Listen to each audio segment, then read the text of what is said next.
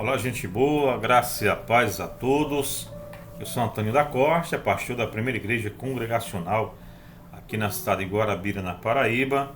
Hoje vamos para a nossa terceira aula, como identificar uma seita. Se você não assistiu às aulas anteriores, eu quero convidá-lo a fazer isso aqui no nosso canal da Igreja Congregacional do Guarabira. E também acione o sininho, se inscreva você que não está inscrito, para que você possa ser notificado quando tiver já a próxima aula, ok? Então quero contar com você para você também divulgue entre seus amigos, entre os colegas da igreja, entre aqueles que querem aprender um pouco mais a palavra do Senhor. Esse curso é totalmente gratuito, você acompanha aqui em nosso canal e também tiramos qualquer dúvida, é só entrar em contato conosco que a gente vamos estar aí crescendo juntos para a honra e glória do Senhor nesse assunto tão interessante que é religiões e seitas, né? O que é que a gente pode entender sobre isso? E hoje vamos entrar na nossa terceira aula. Bem, primeiro, né, vamos entender o seguinte: por que as seitas prosperam?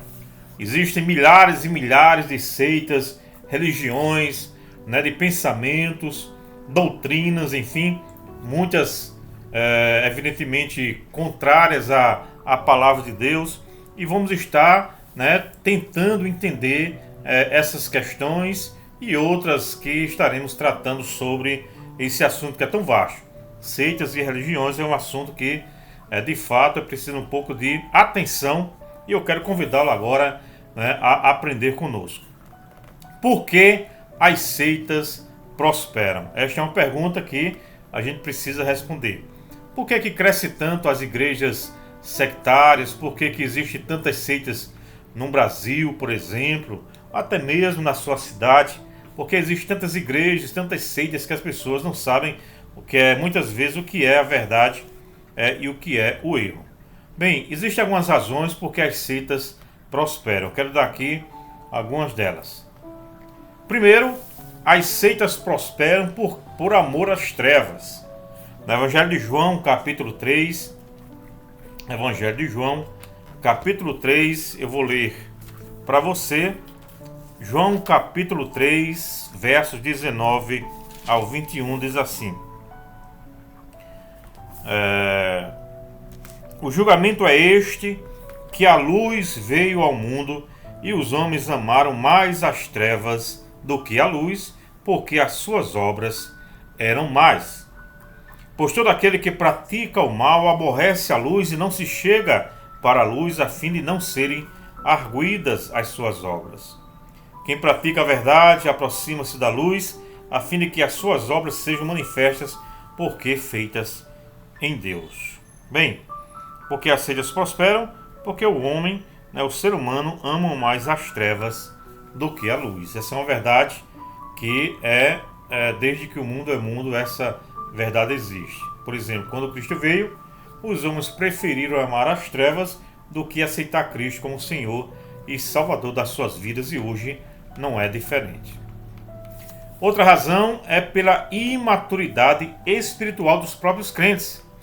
Pessoas que não têm o discernimento e o preparo para poder ensinar sobre a verdade, e as seitas prosperam porque os crentes, os cristãos de forma geral, não têm capacidade nem intelectual, nem teológica, nem histórica, nem exegética para poder explicar um texto, para poder ensinar a verdade às pessoas. Por exemplo, 1 Pedro capítulo 2, versículo 2 diz assim: desejai ardentemente, como crianças recém-nascidas, o genuíno leite espiritual, para que por eles vos seja dado crescimento para a salvação. Esse nosso amadurecimento só vem quando você bebe, evidentemente, do leite espiritual, do leite genuíno da palavra do Senhor. E aí você consegue responder aos sectários. Efésios capítulo 4, versos 11 e o verso 13, diz assim, Efésios 4, versos 11 diz: e ele mesmo concedeu uns para apóstolos, outros para profetas, outros para evangelistas e outros para pastores e mestres, Para quê? Verso 13. Até que todos cheguemos à unidade da fé e do pleno conhecimento do Filho de Deus, à perfeita varonilidade, à medida da estatura da plenitude de Cristo. Então, o que é que o cristão tem que entender? É que Deus deu mestres, pastores, doutores, pessoas que entendem a palavra para ensinar, e o cristão tem que ter essa disposição para aprender, para que ele chegue à maturidade, para que ele chegue, como diz o apóstolo Paulo aos Efésios, à perfeita varonilidade. Esse é o objetivo do aprendizado, ser maduro para poder ensinar a outros, como nós já vimos no vídeo passado, e também poder defender a sua fé e evangelizar os sectários. Outra razão, a subversão, ou seja, a insubordinação espiritual. Gálatas capítulo 1, eu quero ler com você aqui, para que você possa entender o que nós estamos aqui tentando trazer. Gálatas capítulo 1 da Epístola de Paulo aos Gálatas, versos 6 ao 9. Diz assim: Admira que estejais passando tão depressa aquele que vos chamou na graça de Cristo para outro evangelho, o qual não é outro senão que há alguns que vos perturbam e querem perverter o evangelho de Cristo. Mas ainda que nós, ou mesmo um anjo vindo do céu, vos pregue evangelho que vá além do que vos temos pregado, seja anátema. Assim como já dissemos e agora repito, se alguém vos prega evangelho que vá além daquele que recebeste, seja anátema. Ou seja, há pessoas que não se submetem à verdade do evangelho e começam a crer em outro evangelho que não tem nada a ver com o evangelho genuíno. Isso aconteceu aqui na região da Galácia, quando Paulo escreve essa carta.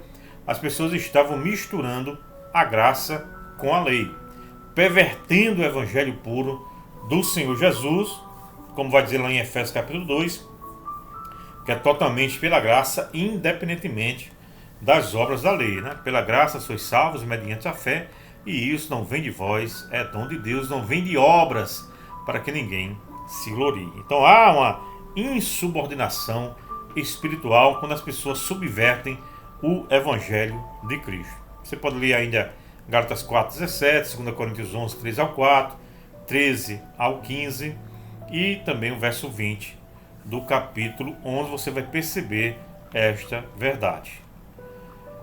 Porque as seitas prosperam também por soberba intelectual. Tem pessoas que acham que já sabem de tudo e não se submetem, à verdade do evangelho. Por exemplo, 1 Coríntios capítulo 1, eu quero ler aqui com você. 1 Coríntios capítulo 1, verso 19 ao 21, diz assim. 1 Coríntios capítulo 1, verso 19 ao 21. Diz: Pois está escrito, destruirei a sabedoria dos sábios e aniquilarei a inteligência dos instruídos. Onde está o sábio? Onde o escriba? Onde o inquiridor deste século? Inquiridor é a mesma coisa do filósofo desse século. Porventura não tornou Deus louca a sabedoria do mundo? Visto como na sabedoria de Deus o mundo não conheceu, por sua própria sabedoria aprove a Deus salvar os que creem pela loucura da pregação. Então, da mesma forma que aqui em Corinto, uma cidade da Grécia, onde a filosofia predominava, Paulo, quando vai pregar, ele leva o evangelho puro e simples da cruz. Aí ele faz esses questionamentos aqui. Os sábios não entenderam, os escribas não entenderam, os filósofos não entenderam que a verdade está em Cristo. Por isso que algumas pessoas têm uma certa soberba, e ignoram, por exemplo, as verdades simples do evangelho. Tem gente que diz, esse negócio de ser cristão, esse negócio de crente, esse negócio de igreja, esse negócio de Bíblia, isso são para pessoas ignorantes. É o mesmo pensamento que se vê aqui na carta de Paulo aos Coríntios, que Paulo tanto falou aqui contra. Porque as seitas prosperam, porque as seitas fornecem respostas imediatas. Ou seja, do que as pessoas precisam, alguma coisa material, emocional, então a gente oferece isso imediatamente, não precisa você entender, não precisa você estudar nada, não precisa você submeter a nada, nem renunciar a nada. Atos capítulo 17, eu quero ler aqui com vocês, Atos 17, verso 21. Preste atenção no que diz a palavra de Deus. Atos capítulo 17, verso 21 diz assim: Pois todos os de Atenas e os estrangeiros residentes de outra coisa não cuidavam, senão de dizer ou ouvir as últimas novidades. Né? Essa é a necessidade do ser humano, né? De saber qual é a próxima novidade para satisfazer aí o seu ego, para satisfazer as suas vontades. E as pessoas entram nesse afã e terminam entrando, né, nos maiores erros da sua vida. 2 Timóteo capítulo 4, eu quero ler ainda esse texto com vocês. Segunda Epístola de Paulo a Timóteo, capítulo 4, versos 3 e 4, diz assim a palavra do nosso Deus. Preste bem atenção no que diz. 2 Timóteo 4, versos 3 e 4, diz assim: Pois haverá tempo em que não suportarão a sã doutrina, pelo contrário, cercar-se-ão de mestres segundo as suas próprias cobiças, como que sentindo coceira nos ouvidos. E se recusarão a dar ouvidos à verdade, entregando-se às fábulas. É isso que acontece, já acontecia naquela época, 12 mil anos atrás, imagina hoje em dia. Tudo isso acontece porque as pessoas não querem dar ouvidos à verdade e se entregam às mais tolices, né, heresias que as seitas têm propagado por aí. A gente vai ver aqui algumas no decorrer do estudo, no decorrer desse curso, mas são tantas bobagens que as pessoas têm crido e não creem na verdade do Evangelho e terminam crendo em heresias destruidoras. Porque as seitas prosperam? Porque as seitas apelam para as necessidades humanas básicas, como saúde, dinheiro, emprego, etc. Né? Então as igrejas que mais crescem, ou a maioria daquelas que crescem, estão aí prometendo essas coisas que as pessoas querem de fato ouvir. Não é renúncia, não é salvação, não é deixar o pecado, não é crer em Jesus.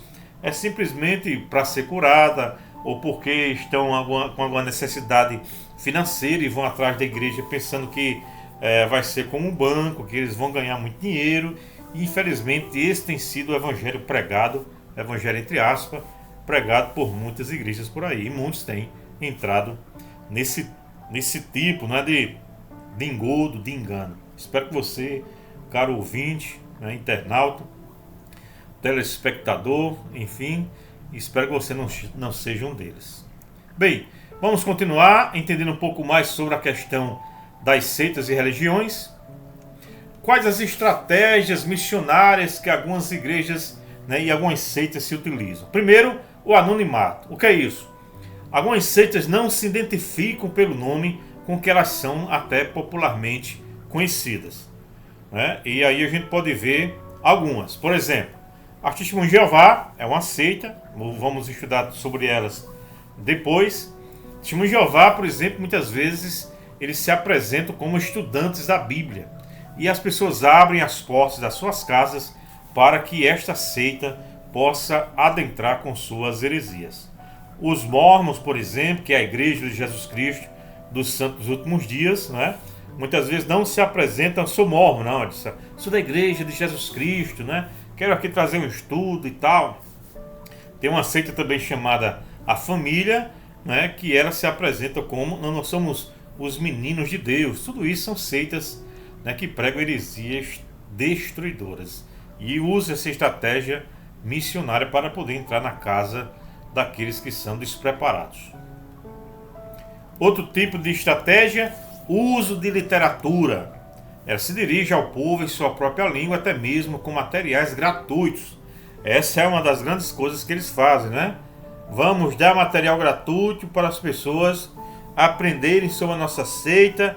Muitos dão livros, muitos dão revistas, e isso as pessoas até acham interessantes porque né? Deu de graça, então deve ser uma coisa boa. Cuidado, não é. Testemunho de Jeová, por exemplo, tem a revista Sentinela, tem a revista Despertai e tem a Bíblia com a tradução do Novo Mundo, que é uma distorção das Escrituras Sagradas.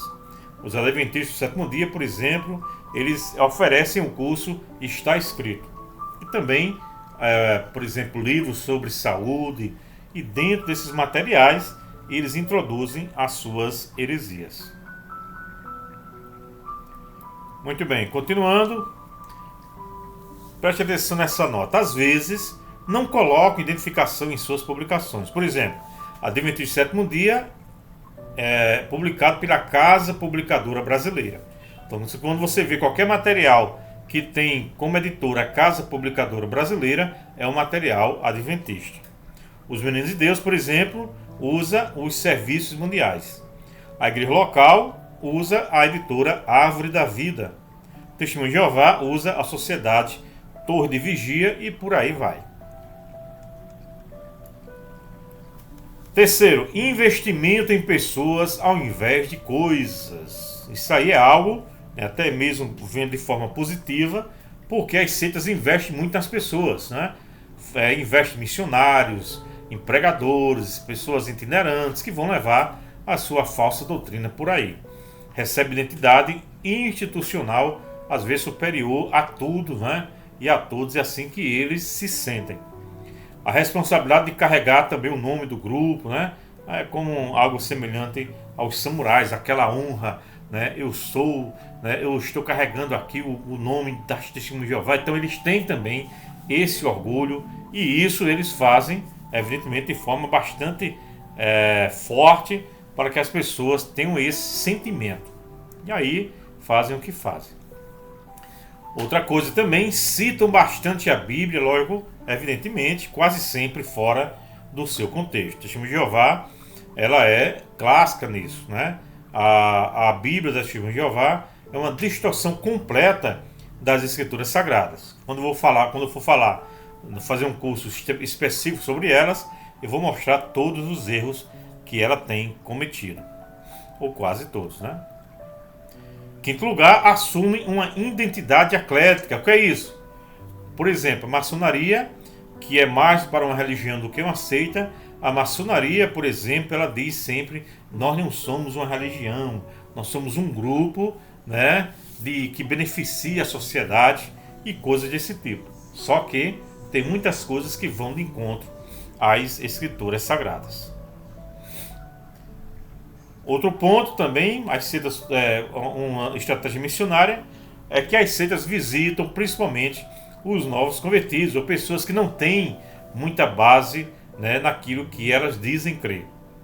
Quando existiam, por exemplo, as cruzadas de Billy Graham, os mormons faziam acompanhamento até mesmo dos novos decididos. Então, pessoas despreparadas são alvos fáceis para as seitas, né, e para a introdução de suas heresias. Outra coisa também é sua agressividade missionária. Não hesitam em atacar as igrejas cristãs. Elas falam de forma muito forte, né, que as igrejas cristãs estão afastadas do propósito de Deus, que quando Deus derramar a sua ira, né, essas igrejas não vão prevalecer, que Deus levantou elas como a igreja remanescente, aquelas que realmente obedecem a Deus, e coisas, bobagens desse tipo. Atacam as doutrinas também das nossas igrejas e atacam também os seus líderes. E não tem pena com relação a isso. Ok? Bem, ficamos aqui em nossa terceira aula. Espero que você tenha sido abençoado, despertado para entender mais sobre esse assunto, mais sobre as seitas e religiões. Se Deus quiser, estaremos na próxima semana também, né, com a nossa quarta aula. Não deixe de participar, tire suas dúvidas, mande-nos perguntas, coloque aqui nos comentários. E também compartilhe esse vídeo com os seus amigos, os irmãos em Cristo também, para que eles se preparem cada vez mais. Tem também o meu livro, que é Ser Cristão. Vou deixar também um link aqui na descrição, caso você queira adquirir. São 45 reflexões das mais variadas questões para a nossa vida espiritual. É o mínimo que você precisa entender para não ser um cristão idiotizado, um cristão alienado com relação às doutrinas ou os ensinamentos fundamentais da vida. Que Deus abençoe a sua vida e até a semana que vem, se Deus quiser, com mais um vídeo do curso Como Identificar uma Seita. Deus abençoe e até breve.